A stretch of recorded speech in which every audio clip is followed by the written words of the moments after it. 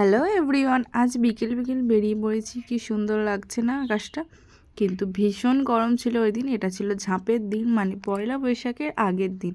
আমাদের এখানে যেহেতু চড়ক হয় তার জন্য ঝাঁপও হয়। আর আমি আর বোন দুইজনে বেরিয়ে পড়েছিলাম। আর মেয়ে তো তার বাবার সঙ্গে আগেই এসেছিলো। আর তোমাদেরকে তো বলা হয়নি, আমার বড় সন্ন্যাস করেছিল। যাই হোক, এসে দেখি এখানে ভীষণ পরিমাণে ভিড় হয়ে গেছে, কেননা বাতাসা ছড়ানো হচ্ছিল তাই। আর আমরাও প্রচুর বাতাসা ঘুরাই। তারপরে তো শুরু হয় কাঁটা গড়ানো, মানে যে মূল সন্ন্যাসী তাকে কাঁটার ওপর থেকে গড়ানো হয়। আর এই কাঁটাটাও খুব কাজে লাগে আমাদের, সেটা তোমাদের পরে বলছি। যাই হোক, এই দেখো কাঁটা গড়ানো হচ্ছে, আর সাথে সাথে সবাই কাঁটাগুলো নেওয়ার জন্য ব্যস্ত হয়ে যাচ্ছে।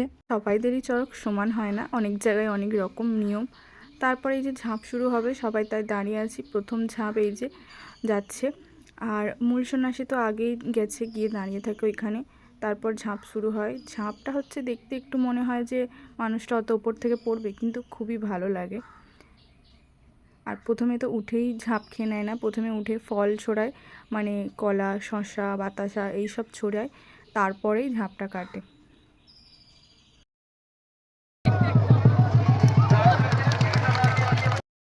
প্রথম ঝাঁপটা তো হয়েই গেল, আর ওনাকে ঠাকুর ঘরে নিয়ে যাওয়া হবে প্রথমে, তারপরে আবার কিছুক্ষণের মধ্যেই উনি বাইরে চলেও আসবেন।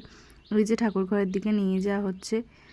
এরকম করতে করতে প্রায় 10টা ঝাঁপ হয়, এবং তারপর মূল সন্ন্যাসীর ঝাঁপ, মোট 11টা ঝাঁপ। এটা হচ্ছে সেকেন্ড ঝাঁপ। আর এই দাদাটার বাড়ি আমাদের বাড়ির পাশেই।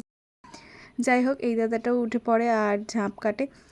আর মূল সন্ন্যাসীর ঝাঁপে তো লাস্ট, কিন্তু ওটা হচ্ছে সবথেকে বড় বঁটি। এই বঁটিগুলো ছিল ছোট ছোট, আর এই যে মূল সন্ন্যাসীর বঁটি যাচ্ছে, এটা প্রচুর বড়।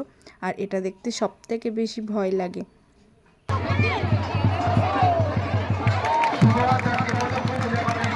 সব ঝাঁপি তো শেষ হয়ে যায় এবং বঁটি নিয়ে ঘরে ফেরে। আর এই যে খড়ের বস্তাটা দেখছো, এটার মধ্যে থেকে যে খড়গুলো পাওয়া যাবে, আর ওই যে আগে কাঁটাগুলো ছিল, ওইগুলোই পয়লা বৈশাখের দিন পুড়িয়ে আমাদের হাতে ছেঁকা দেওয়া হবে। এটাই আমাদের এখানে নিয়ম।